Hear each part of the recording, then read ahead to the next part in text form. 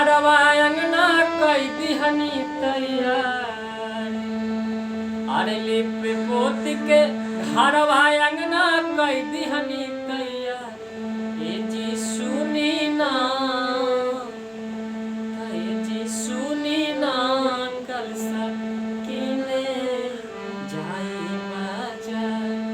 लिप पोत के घरवा अंगना कई दिहनी तैयार।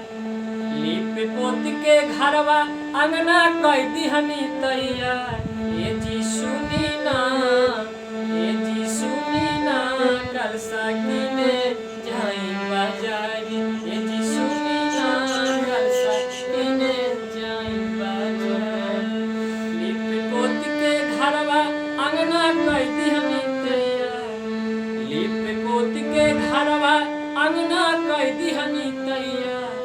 ए जी सुनी ना, ए जी सुनी ना, कलसा किने जाई बाजार। ए जी सुनी ना, कलसा किने जाई बाजार। आजू नवरात्र के दिन हटे पहिला। रउआ भुलाई जानी एही से त कहिला।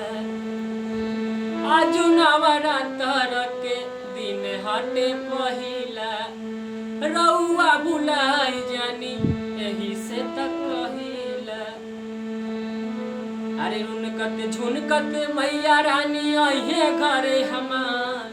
रुनकत झुनकत मैया रानी अहे घरे हमार। ए जी सुनी ना, ए जी सुनी ना, कलसा किने जाई बाजार। ए जी सुनी ना, कलसा किने जाई बाजार। लिप पोत के घरवा अंगना कई दिहनी तैयार। लिप पोत के घरवा अंगना कई दिहनी तैयार। ए जी सुनी ना, ए जी सुनी ना, कलसा किने जाई बाजार। ए जी सुनी ना, कलसा किने जाई बाजार। रहिए में पड़ेला मलिनिया के घर हो। कहीं देहब आई जाई बीतते पहाड़ हो। रहिया में पड़ेला मलिनिया के घर हो। कहीं देहब आई जाई बीतते पहाड़ हो।